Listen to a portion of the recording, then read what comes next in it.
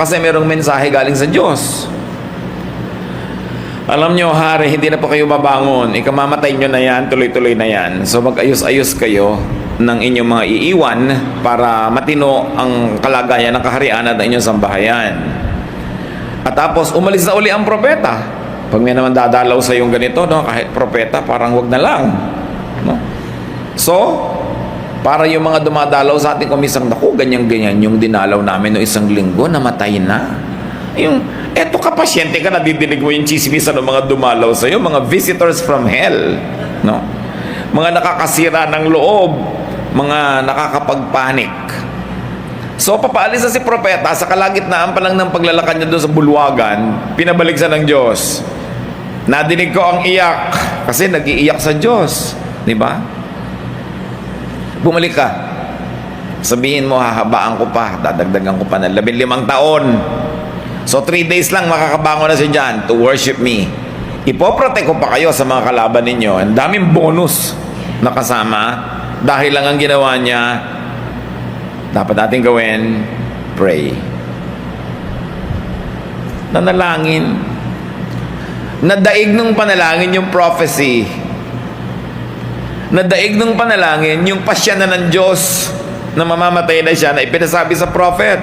Nanalangin, umiyak sa Diyos. Kung meron tayong karamdaman, cry out to God. Believe that God hears. But remember this, there was faith in spite of the prophecy. Tinaningan, pero humingi pa sa Diyos ng habag. Do not give up easily kahit sino magtaning sa inyo.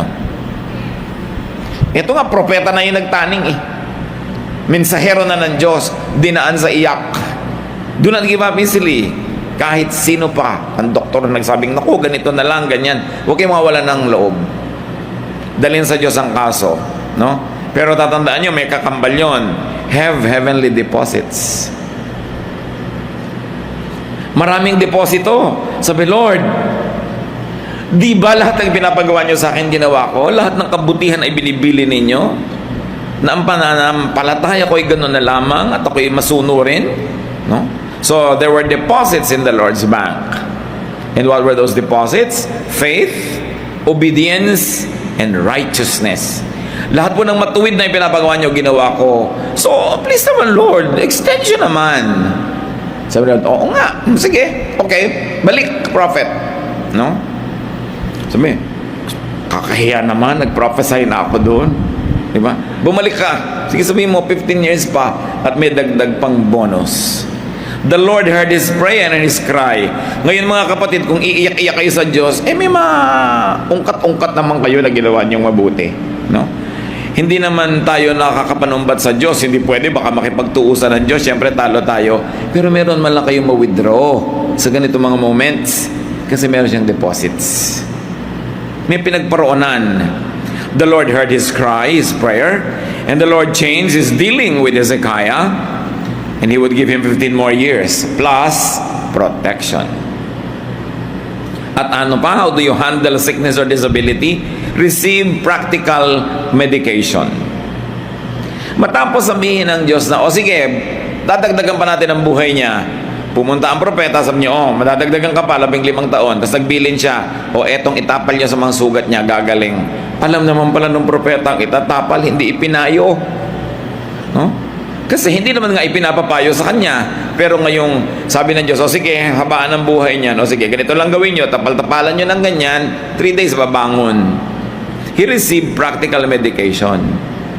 Hindi ko mo meron kang faith at naniniwala kang gagaling ka na, ayaw mo nang tanggapin. Ba, sabi ng hari, ay sinabi mo na gagaling na ako, hindi ko na kailangan niyang gamot. Di ba, nagpagamot din siya. Ginagawa niya kung ano yung practical. Maraming mga tao, hyper faith ang umiiral, ayaw man lang gumawa ng natural at practical na paraan para siya gumaling. Tatandaan natin na ang Panginoon din ang Diyos ng kalikasan. He's God of nature. So when He uses natural things and natural law and even science, which is the product of the mind, and the mind is the product of God's creation, helpful din yun. Kailangan ginagawa mo kung ano yung pwede. Kahit pa nga, nananalig ka. Kasi yung pananalig, dadagdagan mo ng practical work, napakalakas nun. So, receive practical medication in spite of godly pronouncements. May isa pa si Job. Ang lusog-lusog. Dumaan sa pagsubok na balot ng katakot-takot ng mga sugat, galis, at kung ano-anong mga kasakitan ng buong katawan. Job 2:7-10, Satan left and caused painful sores to break out all over Job's body from head to toe. Then Job sat on the ash heap to show his sorrow.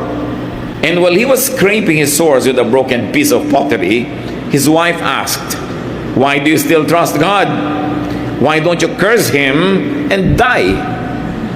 Job replied, "Don't talk like a fool. If we accept blessings from God, we must accept trouble as well." In all that happened, Job never once said anything against God. Ito naman si Job, ang pagkakasakit niya talagang made in heaven. Pagsubok. O tulad naman ng prophet na ang sabi, mamamatay ka na, sabi naman itong asawa, kamot ka ng kamot dyan, kaskas ka ng kaskas sa mga galis mo. Sumpain mo na nga ang Diyos, tapos mamatay ka na. Wala nang pag-asa yan. Sige, pareho na naman nakakasira ng loob. No? At sabi ni Job, huwag kang magsalita ng ganyan na para walang utak. Ang dami nating natanggap na blessing sa Diyos. Buong puso nating tinanggap. Ngayon, ito binibigay. Ayaw mong tanggapin. Pag Diyos ang nagbigay, tanggapin. At hindi daw nagkasala si Job, ni nanisi o nanumbat sa Diyos. Now, how do you handle sickness and disability? According to Job, do not let people discourage you. Kahit ano pa sabihin nila, may relasyon ka sa Diyos, may pananalig ka. Kahit inuhusgahan ka ng tao, sinisira ang loob mo, huwag kang magpapadala. Especially, tulad nga na sinasabi natin, mga visitors from hell. Tulad na naman itong asawa na to. Sa halip na makatulong, sinabi pa, sumpain man lang ang Diyos. Ang lansa-lansa mo, nilalangaw-langaw ka dyan, mamatay ka na. Saan ka man nakakita ng ganong asawa? Meron kaya ditong ganon? Di ba? Yung hirap na yung asawa, sinusumbatan pa, ninanag pa. No? Do not let people weaken your faith. Nung inubos si Satanas sa mga mahal sa buhay nitong si Job, lamatay lahat ng anak, kaya naman pala itinira tong asawa, kakampi niya. No? Kasama niya magpapahirap kay Job. Nagtataka ka, namatay lahat yung buong pamilya, yung asawa na tira. Yung pala kakampi ni Taning. Do not let people drive you away from God. Yung mga nagsasabi sa'yo, ang godly ka, hallelujah ka dyan, pa-Bible ka pa, tingnan mo, ganyan-ganyan yung buhay mo, talikmukuran mo na yan, limutin mo na yan, huwag ka na magganyan, huwag kayong magpapadala doon. Accept God's dealings with you. God is God. He is supreme. He rules. He is sovereign. Hindi natin siya laging kayang maintindihan, pero lagi siyang tama. At napakahalaga na hindi magbabago, hindi manghihina ang iyong pagkapit sa Diyos, kahit parang ang Diyos mismo ang nagwawagwag sa iyo. Hindi niya gagawin yun, at kung gawin man niya sumandali, may hangganan according to the grace that He allows us to endure. No temptation, no trial comes to people without God's very exact measurement. At hindi siya nagbibigay ng lampas sa kakayanin nating dalhin kung magpapasya tayong magpakatibay at dalhin yon. At ano man mangyari sa ating buhay, do not blame God. And therefore, do not sin against God. Lalo kung nagkakasakit ka na, naghihirap ka na, nagigipit ka na, tapos makikipagkagalit ka pa sa Diyos, saan ka nalalapit? Mas hirap, mas gipit, mas dapat kumapit sa Panginoon kasi lalong siya lang ang natitira nating pag-asa. At mawala man lahat ng mga mahal sa buhay at yung matira man dyan, pinapahirapan ka habang kakampi ka pa ng Diyos at kakampi mo siya, you are going to be victorious.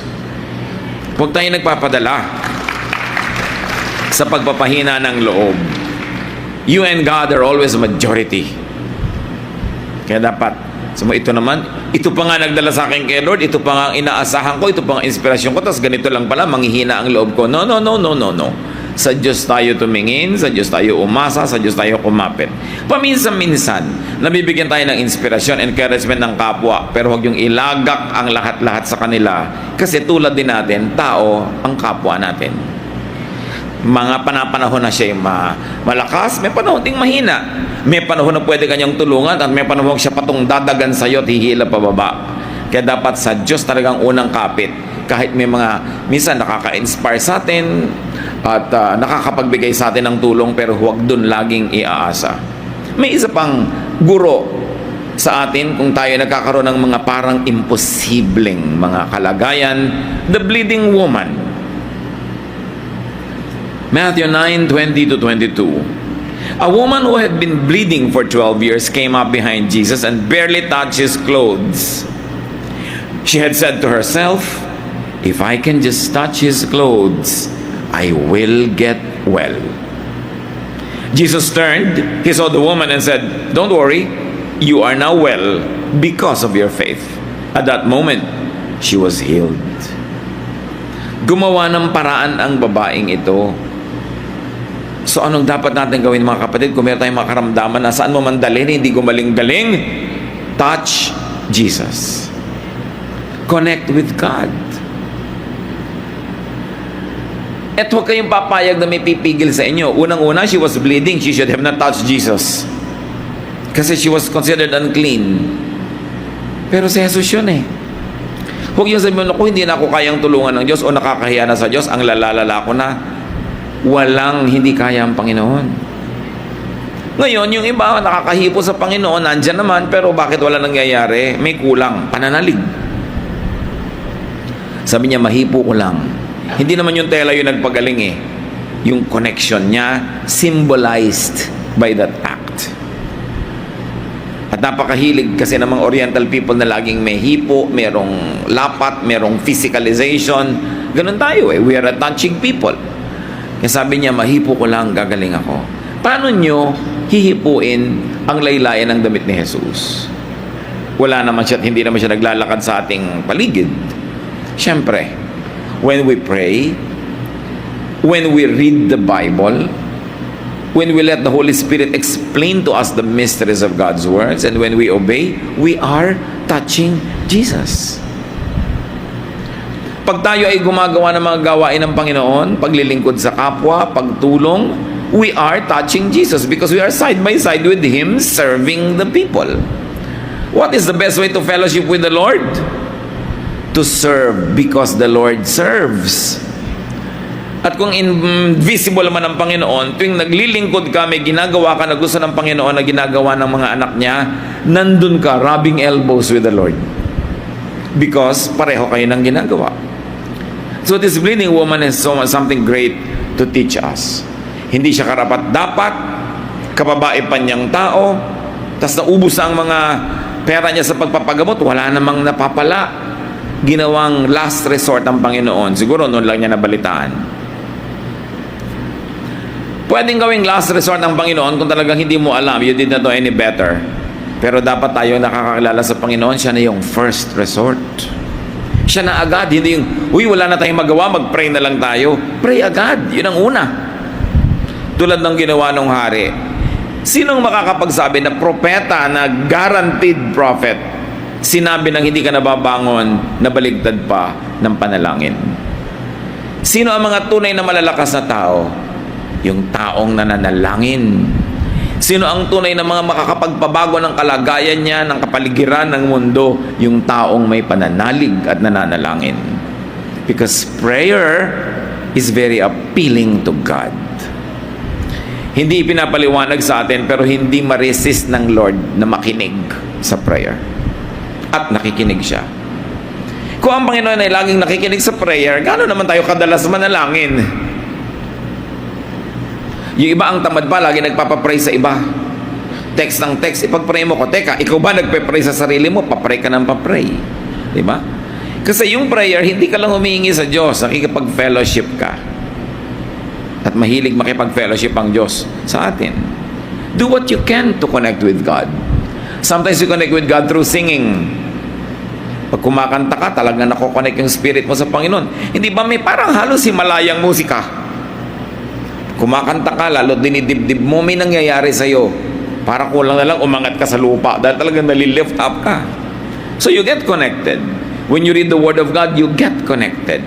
When you meditate, you get connected. When you do Christ's work, you get connected. So believe in the Lord and believe in miracles.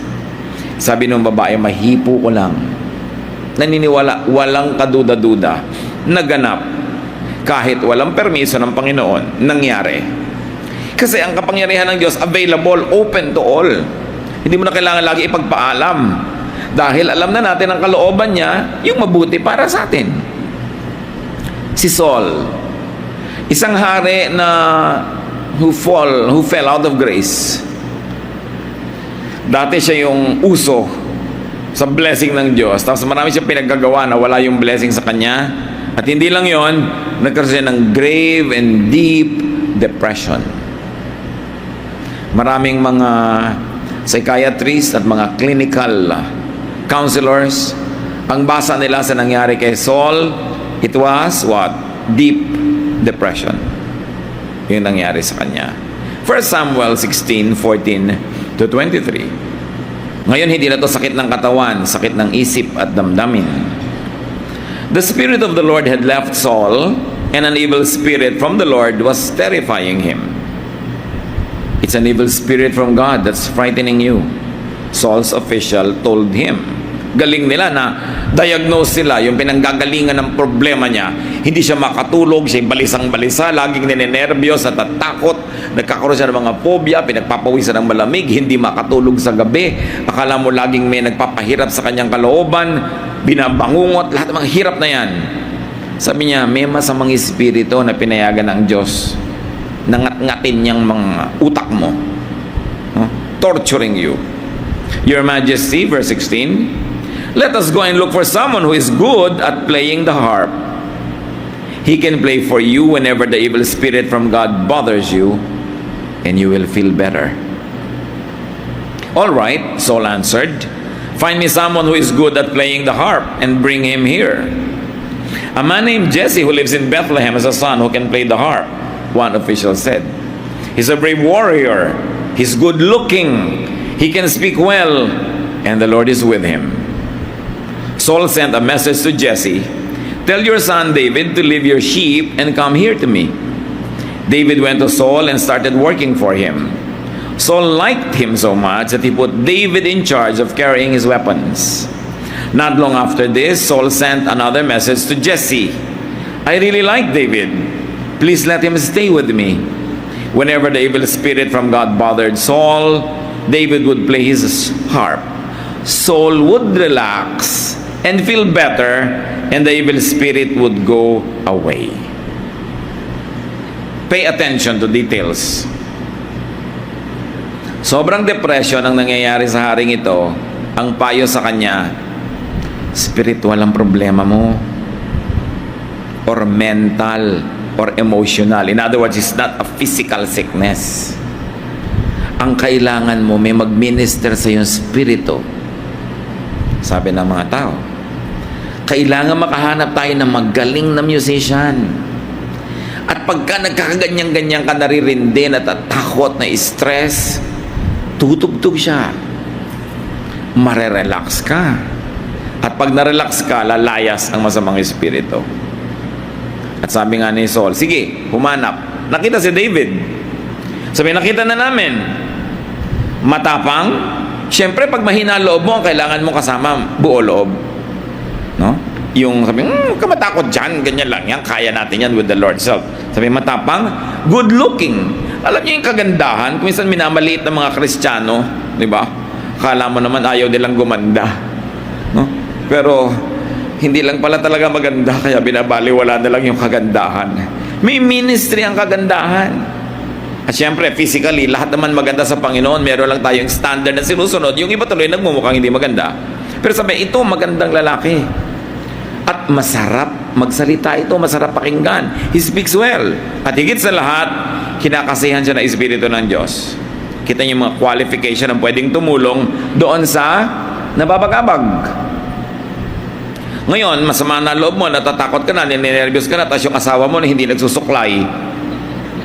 Hindi maganda. Di ba? Pag nakita mo, nagugulat ka, lalo't gabi. So, paano i-minister nang hindi ka maayos, mukha kang sa burayray, di ba? Tapos ikaw yung number one na nervyos. May sakit yung asawa mo, ako, dinenervyos ako. Ikaw na nauunang naninigas doon. Paano ka magme-minister? Tapos yung magsasalita ka, pabalang-balang, pasigaw-sigaw, mga pangit na mga topic, pangit na mga boses. Makakatulong ka ba nun? So sabi, humanap ka ng ganito. Anong lesson dito mga kapatid? Una, get and receive advice. Ang nagpayo sa kanya, yung mga nasa paligid, kasi kilala siya eh. Ang tunay na problema mo, spiritual, emosyonal. And then have gifted and anointed people minister to you. Iba-iba ang giftedness. Si David was gifted with music. Meron naman gifted with counsel. Meron naman gifted with good words. Meron gifted with teaching. Gifted with singing. Kung anong kailangan ninyo, may tao ang Panginoon na gagamitin niya para kayo paglingkuran. At sinadya ng Panginoon ang mga gifts na ito, ikinalat niya sa iba't ibang tao para kailangan natin ang isa't isa. Puwersado ka na umasa sa iba kasi yung kailangan mo nasa kanila. Kaya kung ano naman yung nasa atin na kailangan nila, yun naman ang binibigay natin. So that we will need each other, and upon needing each other, we fill each other's needs, then we become one functioning organism, one family. Yan ang kalooban ng Diyos. He gave some to be prophets, some apostles, some teachers, some evangelists, iba-iba. Kaya mahalaga yung fellowship mga kapatid. Kasi it's only in the fellowship where all these gifts are complete and they can be ministered to you. And when you are absent from the fellowship, you cheat all of us. Why? Because you have a gift that God has designed that you give to us. And we have a gift that we give to you. Tulungan. Kung anong pangangailangan ng kapatid, ibinibigay mo. Yung kailangan mo naman, ibinibigay din ng kapatid. Bakit naman musikero ang kailangan nitong si Saul? Eh kasi nga, wala siyang peace of mind. Kailangan niya ng therapy. Kailangan niyang mapayapa, mapanatag. Sa ganitong uri ng mga sakit, mga kapatid, sakit ng isip, sakit ng damdamin, sakit ng emosyon, what we should do? Relax. Kaya ngayon, ang dami ng mga spa, ang dami ng mga ano-ano, kasi yung stress ng city life, kailangan mo ma-relax. Ang mga paa natin, lagi nakasapato, so hindi na namamasahe yung mga nerve endings sa talampakan, na kung taga-probinsya ka at naglalakad ka araw-araw sa batuhan, hindi mo kailangan ng foot spa. Kasi acupressure yun na natural. Di ba? Hindi mo kailangan magbayad sa spa para mag-jacuzzi kung naliligo ka sa ilog. No, na dinadaan-daan ka ng mga malalaking agos at kuminsan may kasama pang mga palapa ng nyog. No, talagang natural lang yung scrubbing. Kaya napakapalad ng mga nabubuhay ng malapit sa kalikasan. Pero pag nasa city ka, everything is artificial. You need to recreate soothing, relaxation, and relaxing activities.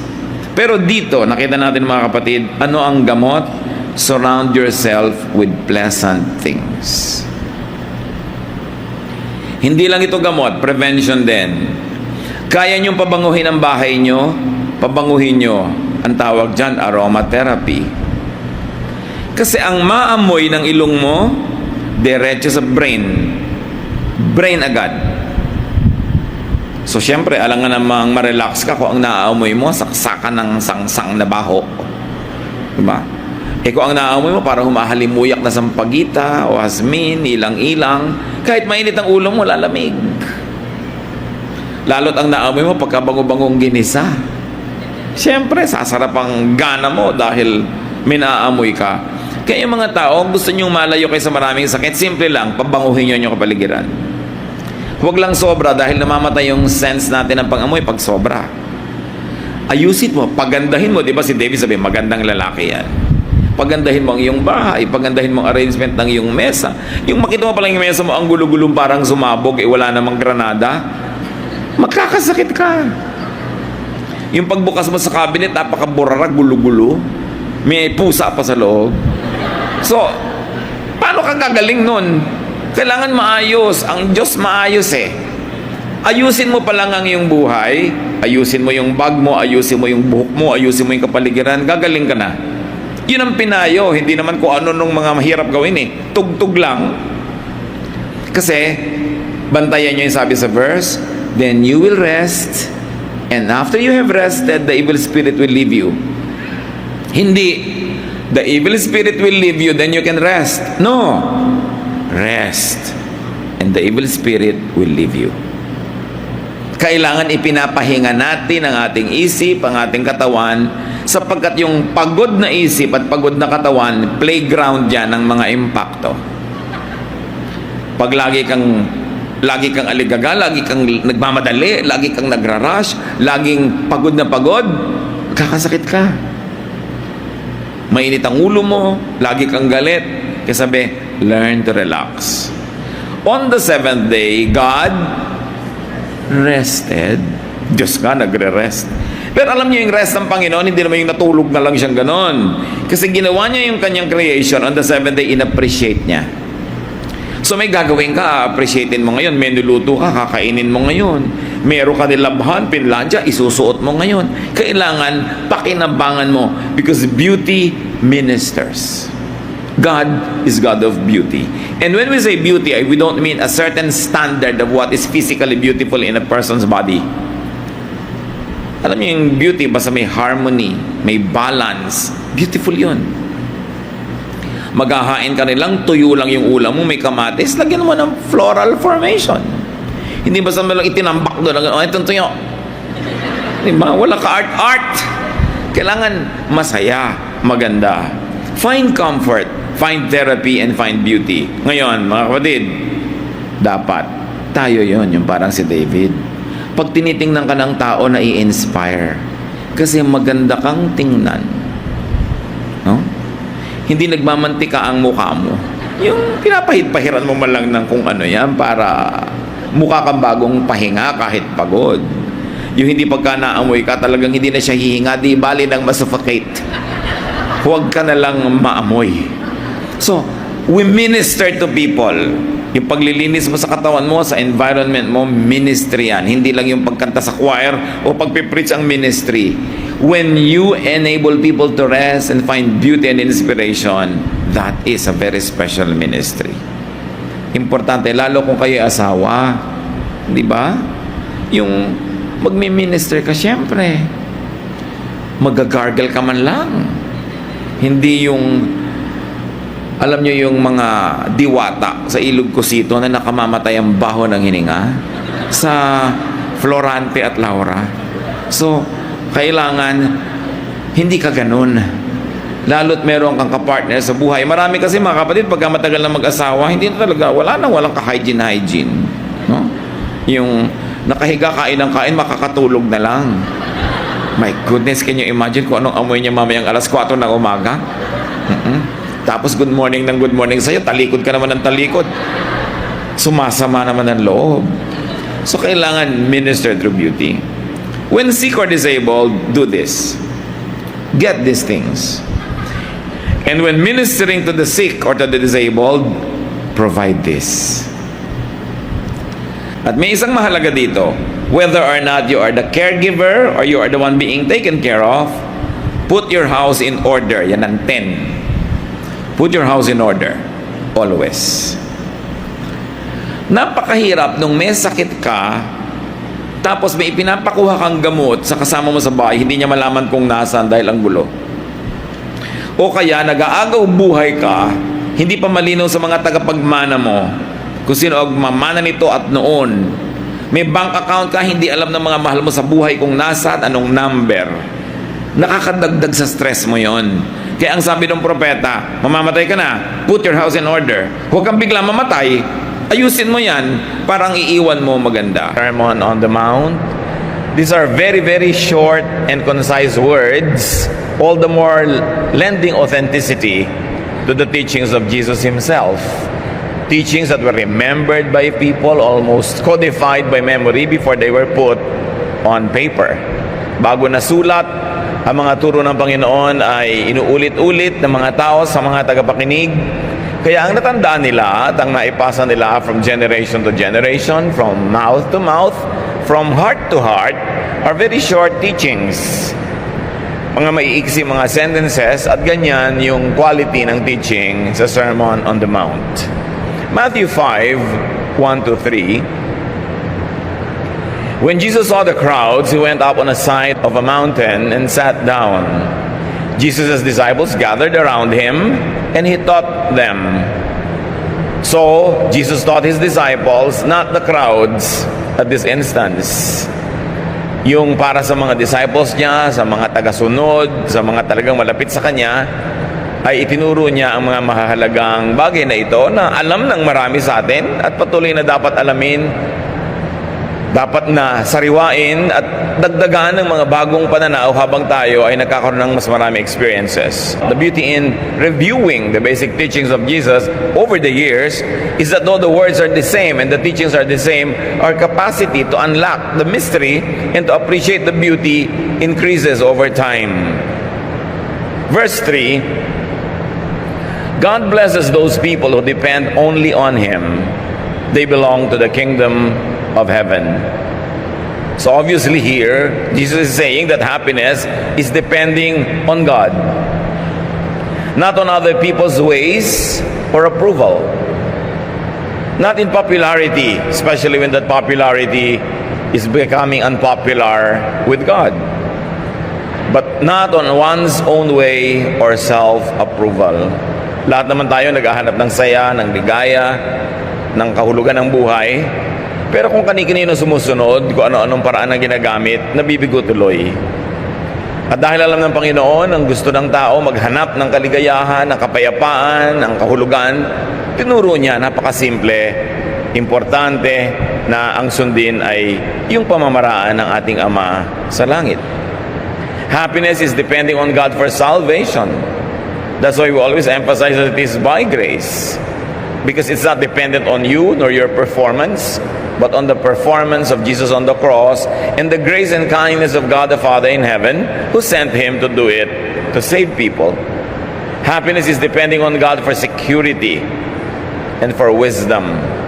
Marami kasing pwedeng panggalingan, yung sense of security, yung sense of wisdom, pero ang talagang tunay na pinakatuwid at pinakatamang landas para doon ay yung pamamaraan ng Panginoon. Matthew 5:4, God blesses those people who grieve. They will find comfort. Grief is not the blessing, but grief, unpleasant as it may be, could be the way for people to be blessed, especially if grief corrects and gives us balance. If grief opens our hearts to the graces of God, if grief humbles us to the point of accepting the grace of God, our mistakes and correction of other people, it becomes a blessing. Hindi naman yung mismong grief na bine-bless ka ni Lord, therefore bibigyan ka niya ng mga alalahanin at mga kalungkutan. Pero sa kalungkutan at sa kabila noon, lalong magliliwanag ang kabaitan ng Panginoon sa atin kung ating siyang susundin. Those who grieve could find and should seek comfort and happiness in God. Again, in God's ways. Not in man's ways that are against God's ways, not in one's own ways. Lahat naman gumagawa ng paraan para malampasan yung lungkot, yung sakit, yung lumbay, yung grief. Pero hindi lahat tama ang ginagamit na paraan. Kaya hindi lahat nahahanap yung kapayapaan na kanilang gusto sa buhay. Matthew 5:5, God blesses those people who are humble. The earth will belong to them.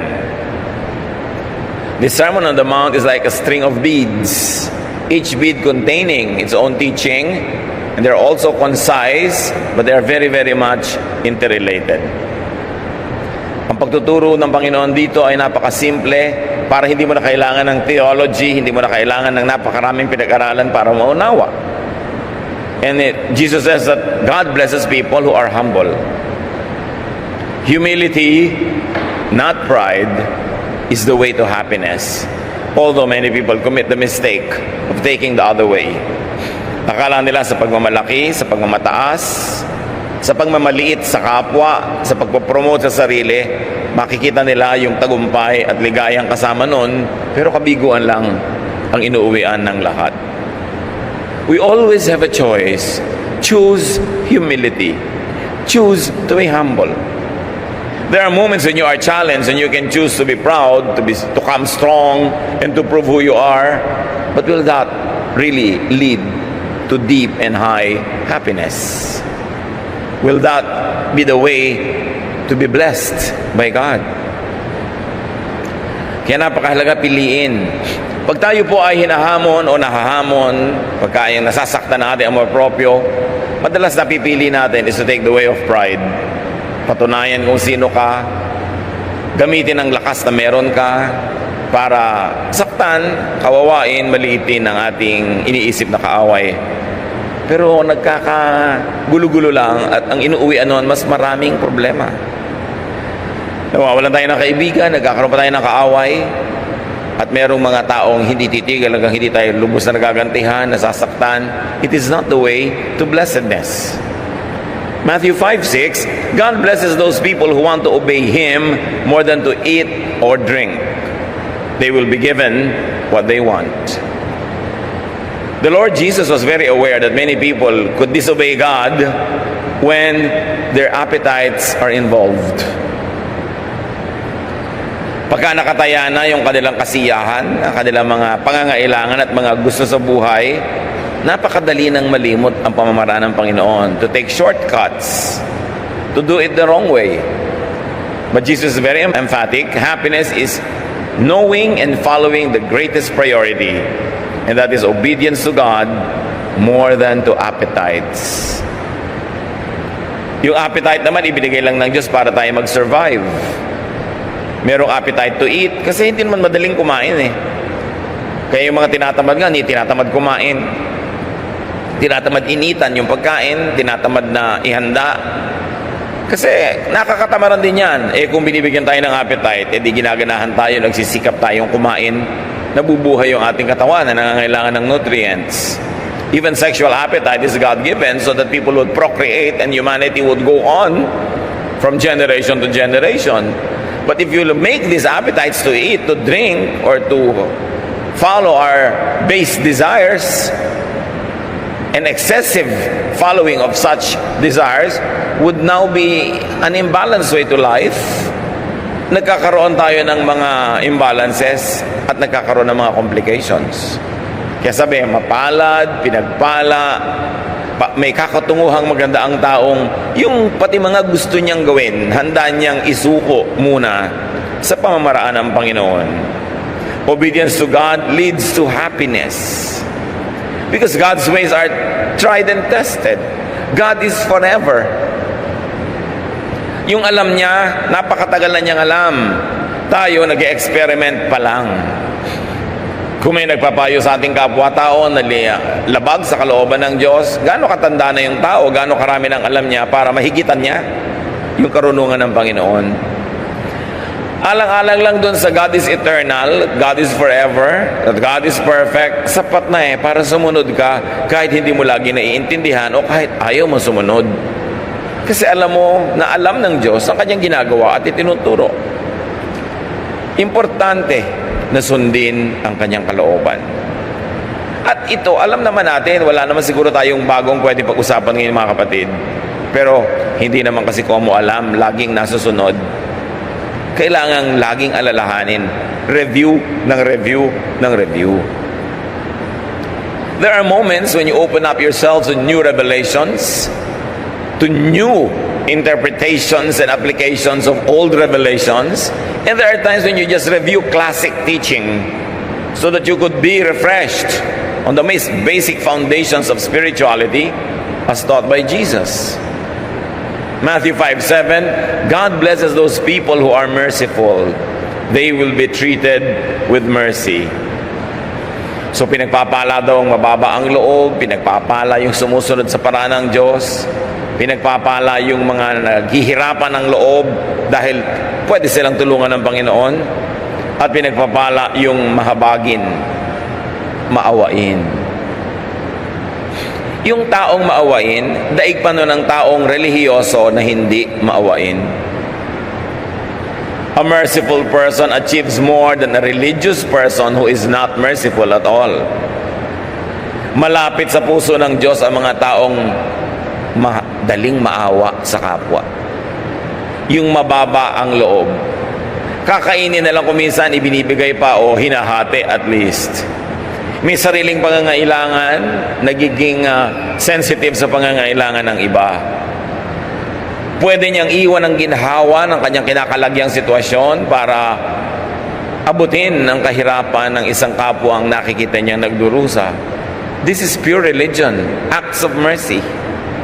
Being merciful is one of the highest fruits of spirituality. You study religious teachings, you study doctrine, you follow dogma so that you'll be merciful, that you'll be kind and humble.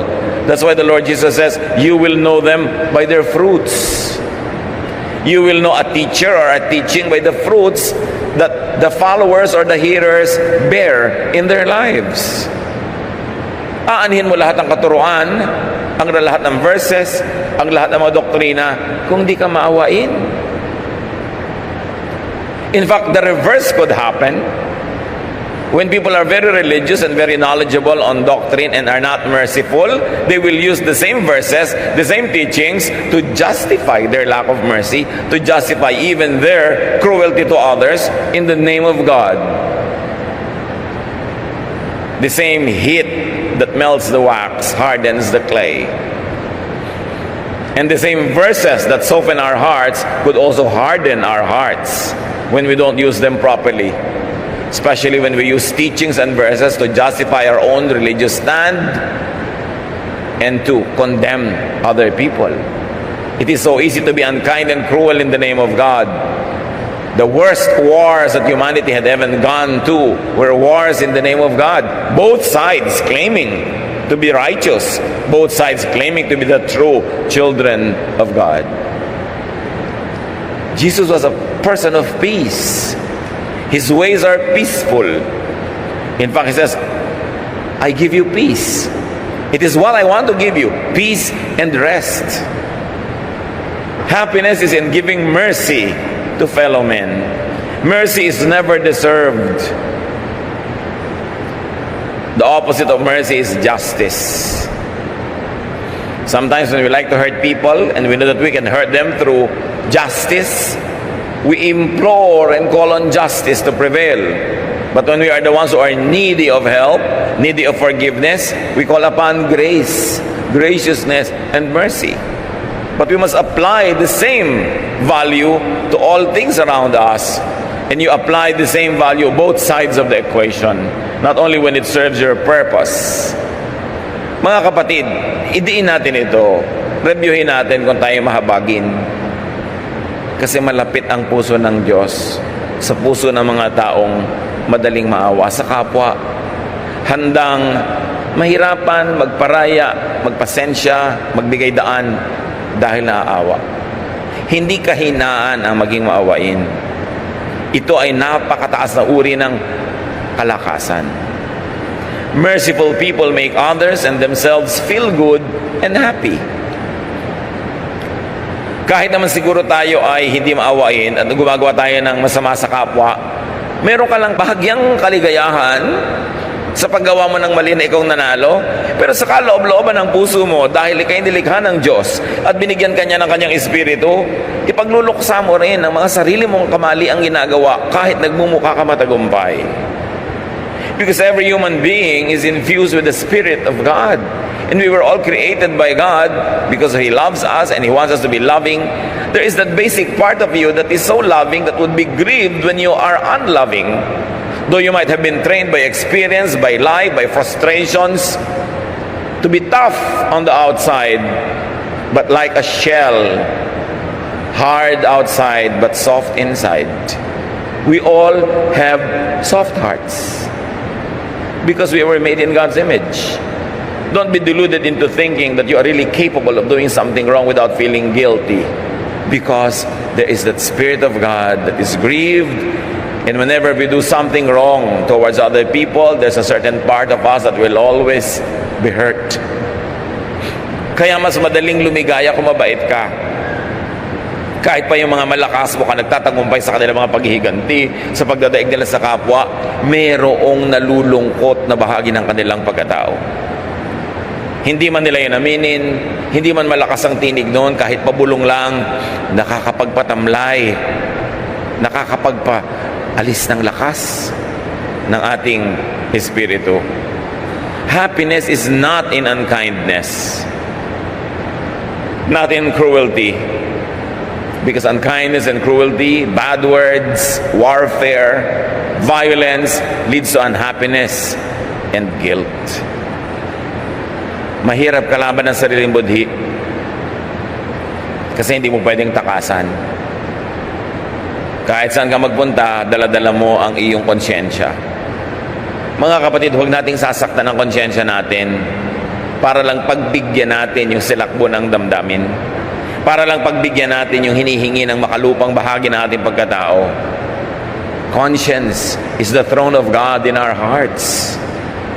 We must always nourish that because the Bible tells us that even conscience can be actually made hard, made blind by lack of use. Conscience can be desensitized by continuous unkindness. Kaya mahalaga, sinasanay natin yung konsyensya nating maging mabuti. Listen to that small voice, that soft voice.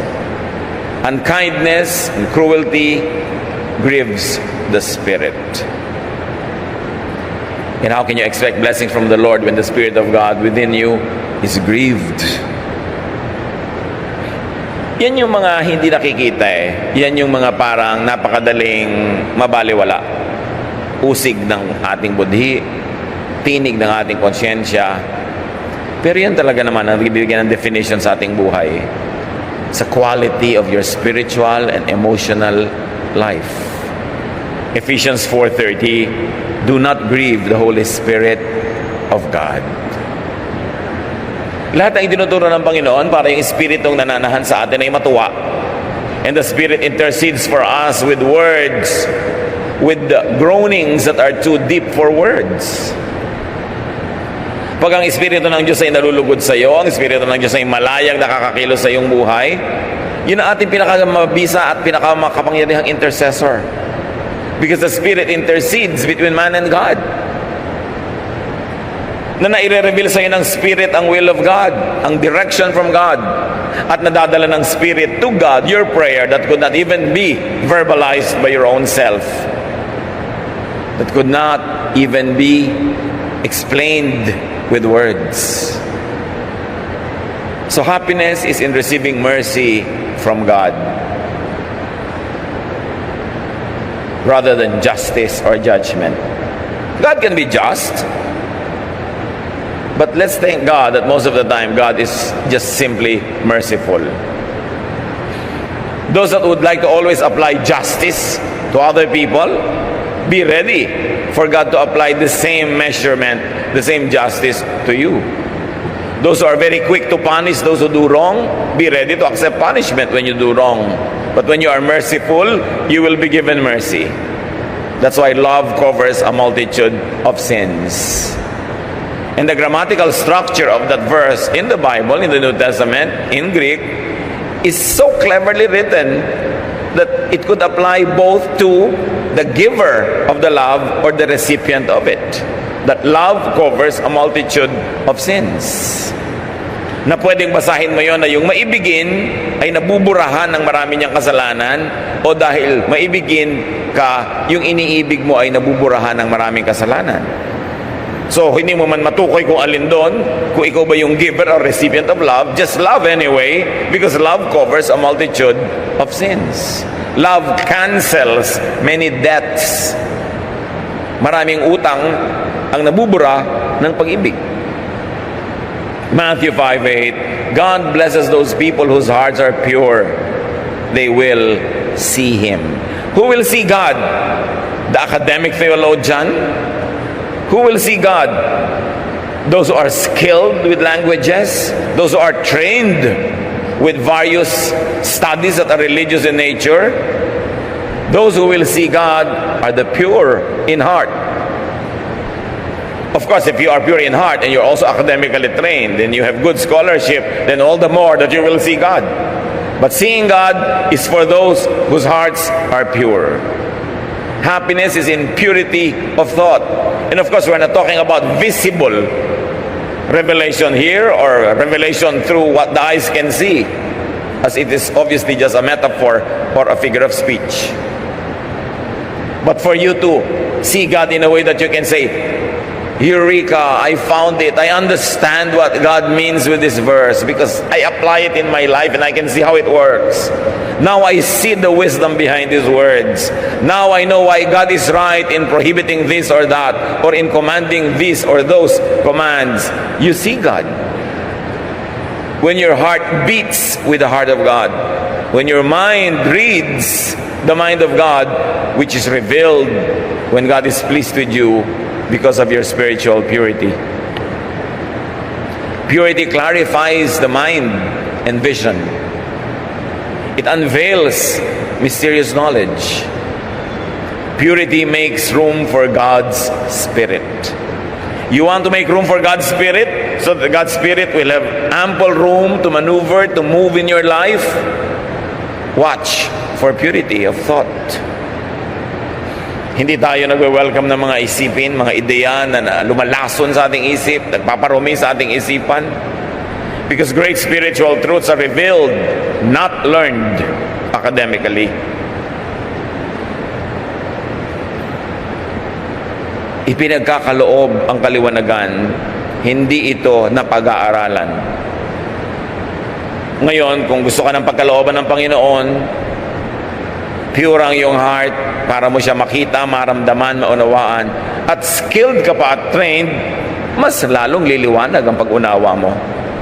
But training and skill and knowledge alone will never be able to pull God's mystery out of its location para mo lang siya maintindihan. Purity, not skill, not knowledge, invites revelation and spiritual enlightenment. Kaya mahalaga, binabantayan po natin mga kapatid kung malinis ba ang ating isip. Malinis ba tayong mag-isip? Kasi kung yung isip mo ay punong-puno ng lason, paano naman titirhan ang Espiritu ng Diyos para ipahayag sa inyo ang matatayog at malalalim niyang mga kaalaman? Therefore, purify thoughts. Piliin ang iniisip, iwaksi sa ating isip ang mga hindi dapat. Psalm 139:23, Search me, God, and know my heart. Test me and know my anxious thoughts. Search me. Anxiety is an impurity. Anxiety is a toxin, a poison. Kaya sabi, suriin niyo po ako, Panginoon. Suriin niyo ako. Alamin ninyo ang aking mga iniisip, lalo yung nagpapagulo sa akin. Matthew 5:9, God blesses those people who make peace. They will be called His children. Gaano kasimple ang mensahe na ito? How can Jesus be simpler? When He says, God blesses those people who make peace, they will be called His children. And yet, throughout the thousands of years of history of the church, people go to war, make war, do violent things, become cruel because they claim to be His real children. Yung mga nagmamalaki na sila ang tunay na anak ng Diyos, tunay na bayan ng Diyos, tunay na lahi, pamilya ng Diyos, ay puro cruelty ang ginagawa. Yung mga congregations, yung mga religious groups, fellowships that claim to be the true church, the true children of God, could so easily do ungodly things towards others, not towards the outrightly sinful or unchurched, but towards their brethren who happen to belong to another congregation. Tapos sila, we are the true children of God. But blessedness, happiness, according to Jesus, is in making peace, not trouble, definitely not war. So don't make war, especially religious wars. You win hearts, you win minds, you win converts to God through love, through mercy, through humility, through the way of Jesus. Not at the point of a gun, not through the sword, not through warfare, but through love. Because love conquers all. Love is the greatest. So but begin with yourself. Love yourself. Teaching din yan ng Panginoon. Why? Because you cannot give what you do not have. So those who are very, very quick to abandon themselves and not love themselves will find themselves bereft of the capacity to love others. Then love your neighbor as yourself. When Jesus says, love your neighbor as yourself, He doesn't say, love your neighbor only and not yourself. He knows that men will love themselves, women will love themselves, and that's not wrong. But Jesus says, don't stop there. Make sure that you love people the same way you love yourself. Then it's all right to love yourself. So love yourself, then you move out to loving your neighbor, and Jesus brings it one step further. Love your enemy. Kaya wala ka ng excuse para hindi mo mahalin ang biyenan. Diba, kung minsan yung biyenan mo parang neighbor mo lang, love naman your neighbor. Tapos enemy mo na, o diba, love pa rin your enemy. There's no reason for husband and wives not to love each other, because even enemies are to be loved. What more if that is your husband or wife? What more if that person is your literal neighbor living next door? Lahat yan covered ng love ni Jesus. So many Christians are so into gospel grace in salvation, but they go to many verses that could be read in a cruel way when it comes to politics and social behavior. Always review the teachings of Jesus. It is Jesus who died for us. It is the name of Jesus that is above every name. So there should be no contest as to whose teachings should prevail in our minds, in our hearts, in our lifestyles, especially when there seem to be many divergent teachings or various teachings that oppose each other. Hindi na tayo dapat malito kung sino ang dapat pakinggan. Ang teachings ni Jesus ang dapat mangibabaw. And Jesus teaches us that happiness is in acting like and being called God's children. Matthew 5:10. I really love these teachings. They are so short, concise. They cover many areas, but still they cover only one area really. It's to have a blessed, peaceful life. God blesses those people who are treated badly for doing right. They belong to the kingdom of heaven. God will bless you when people insult you, mistreat you, and tell all kinds of lies or evil lies about you because of me. Be happy and excited. You will have a great reward in heaven. People did the same things to the prophets who lived long ago. Pagka kayo ay ginagawa ng masama, pinagsasabihan ng masama, kinakantsawan, sinasaktan pa nga, kung minsan pinapatay dahil sa akin, sabi ni Jesus, ituring nyo sarili nyo mapalad. Wala namang bago. Ginawa na rin ng masasamang tao sa mundo ang mga yan sa mga naunang mga propeta at anak ng Diyos noong paman. Do not wonder as if you are only the one going through this.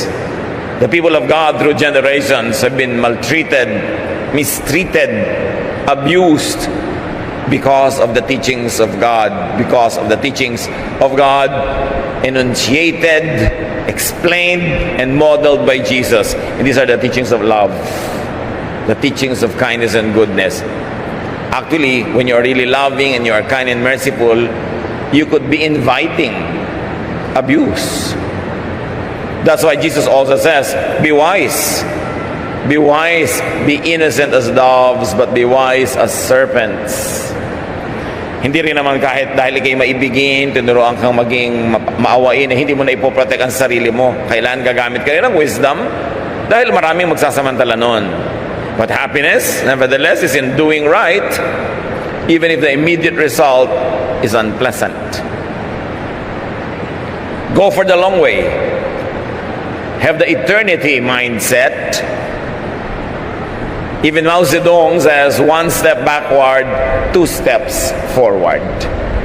There are moments when you seem to be getting set back, but have an eternity mindset. Kung kayo ay napapaatras sa paggawa ng mabuti, parang natatalo, nalulugi, sa hinabahaba ng panahon, kayo rin ang wagi.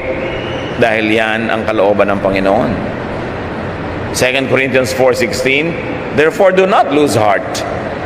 Though outwardly we are wasting away, yet inwardly we are being renewed day by day. Kada araw ay pinapapanariwa tayo ng kapangyarihan ng Diyos kahit sa ating paggawa ng mabuti at paglilingkod ay nagmumukha tayong naluluma, nagagasgas, nasasaktan, natatalo. It's what matters in the long run. It's what matters inside. How the Spirit of God is edified through the things we do and not do. 2 Corinthians 4:17, these little troubles are getting us ready for an eternal glory that will make all our troubles seem like nothing. Kaya pag tayo nahihirapan sa pagsunod kay Jesus, isipin na lang natin, ito ang daan patungo sa kaluwalhatian. Hindi mahirap ang daan patungo sa Kalbaryo, pero yung Kalbaryo ang daan ni Jesus para sa kabilang buhay, sa buhay na walang hanggan, na naging hindi lang para sa Kanya, kundi para sa ating lahat. So have an eternity mindset. The result of the Jesus way is heavenly reward, which is of course in heaven, but also a slice of heaven on earth. Na pag sumusunod tayo sa Panginoong Hesus, hindi lang tayo naghihintay ng gantimpala sa kabilang buhay, meron na agad na advance na gantimpala dito pa man sa buhay na ito. People want to be happy. It's most natural. Strive for happiness. But the Jesus way is the way to lasting and meaningful happiness. There are many choices. Choose correctly. Choose carefully. Choose wisely. First of all, you always have to know and keep on reviewing the Jesus way. Because as we have said, there are many options. Many of them pretending to be religious, pretending to be righteous as well. Don't be confused. Know the voice of Jesus. Jesus says, my sheep hear my voice, and they follow me, and they will never be misled by false shepherds. We've got to know the voice of Jesus, because especially now there are many contending voices competing for our attention and for our allegiance. Choose the Jesus way, and don't stop there. Promote the Jesus way. Model the Jesus way. Encourage people to follow it as well. Tuwing gumagawa tayo ng mali, meron tayong natuturuan ng maling halimbawa. Pero tuwing gumagawa tayo ng tama, meron din tayong natuturuan ng tama na halimbawa. Our life is a mission. Bawat ginagawa natin at hindi ginagawa, para tayong bola ng billiard na may tinatama ang ibang bola. Ang mga direksyon ng buhay nila naapektuhan dahil tinatamaan natin sila, whether or not we are conscious. So we better be more conscious. Maraming maliligaw dahil nailigaw natin. Marami ring matatama dahil naitama natin. Do the right thing. Live the Jesus way. We've got to put Christ back to Christianity. Kumisan ang dami na nating nadidinig na boses, maraming ideya, maraming isms, pero yung kay Kristo natatabunan, nawawala. Christ must be put back to the Christian church. Kasi kuminsan nawawala siya. Sari-sari mga ideya ang nagpumupunta doon. Paano nyo malalaman na wala si Christ? Pag hindi loving, pag hindi merciful. How will you know that Christ is not there if the result of the work is not loving, the way is not loving, and the fruit is not love? How will you know that Jesus is not there if you don't find peace? Because Jesus